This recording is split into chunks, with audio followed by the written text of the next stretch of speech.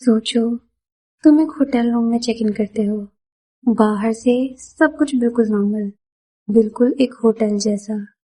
लेकिन अंदर जाते ही तुम्हें अजीब चीजें दिखे, जैसे हॉलवेज जो कहीं नहीं जाते हों, और डोर्स जिनके खुलते ही सिर्फ तुम्हें दीवारें दिखाई दें, और कमरे जो बिल्कुल एक भूल भुलैया की तरह हो। न्यू हैम्पशायर में एक अमीर घर में पैदा हुआ था। हरमन वेबस्टर मर्चेंट बचपन से स्मार्ट था और मेडिसिन में इंटरेस्टेड था, लेकिन अजीब तरह से। स्कूल में वो काफी इंटेलिजेंट माना जाता था। बाद में मेडिकल स्कूल में उसने एडमिशन लिया और फिर उसने शुरू की लाशें चुराना। वो लाशें चुराता और उन्हें या तो जला देता या फिर डिसफिगर कर देता और फिर उन पे इंश्योरेंस क्लेम कर देता, और ये बन गया उसका पहला बिजनेस। और फिर 1880s के एंड तक मर्चेंट शिकागो शिफ्ट हो गया, एक नए नाम और नई पहचान के साथ, H.H. होल्म्स।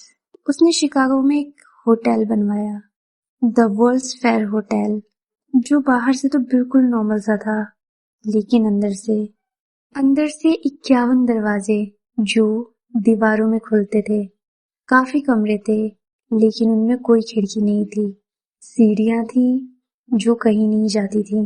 गैस जेट्स थे जो कमरे में गैस भरने के लिए यूज होते थे। एक किल्न था लाशें जलाने के लिए, और बेसमेंट में थे ऑपरेटिंग टेबल्स, एसिड के पिट्स, क्विक लाइम के पिट्स, सर्जिकल इंस्ट्रूमेंट्स। होल्म्स चार्मिंग था और वो उस बात का पूरा फायदा उठाता था। वो पहले औरतों को अपने प्यार के जाल में फंसाता और फिर उनकी सारी सेविंग्स अपने नाम करवा लेता, और अपने एम्प्लॉयज को लाइफ इंश्योरेंस पॉलिसी लेने के लिए फोर्स करता और खुद बेनिफिशियरी बन जाता।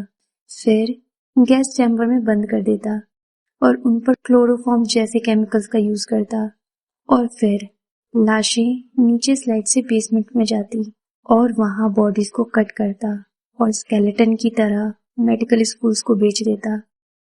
1893 शिकागो में एक बड़ा वर्ल्ड्स फेयर था। लाखों लोग पूरी दुनिया से आए थे। होल्म्स ने मौके का फायदा उठाया और उसने 150 से ज्यादा औरतों को स्टेनोग्राफर की जॉब दी होटल में, और उनमें से कुछ उसकी मिस्ट्रेस भी थीं। औरतें आती, काम करती और फिर गायब हो जाती।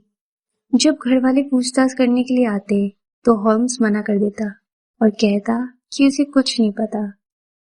इसी तरह होल्म्स का एक असिस्टेंट था, बेन पिट्जल।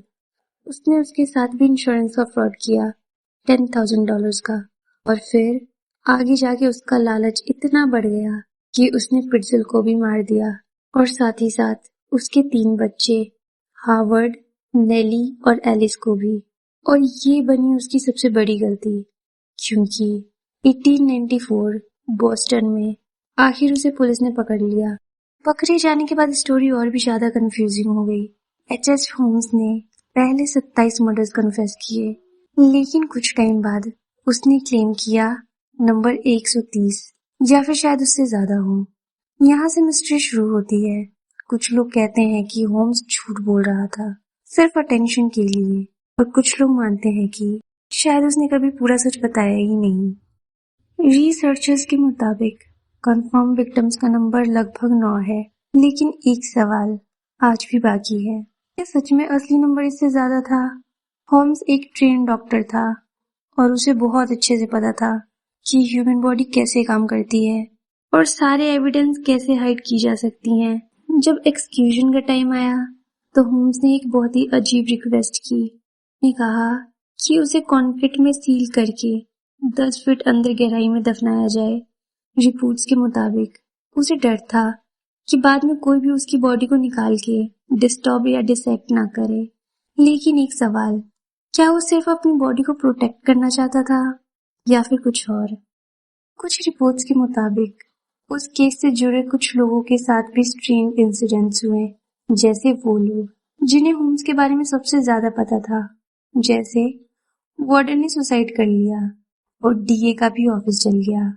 और वहीं होटल के केयरटेकर ने भी 1914 में सुसाइड कर लिया और एक नोट छोड़ गया, मैं सो नहीं सकता। 1895 में फिलाडेल्फिया में बेन पिट्सल के मर्डर के लिए होम्स को डेथ सेंटेंस मिला। 7 मई 1896 को उसे फांसी हुई।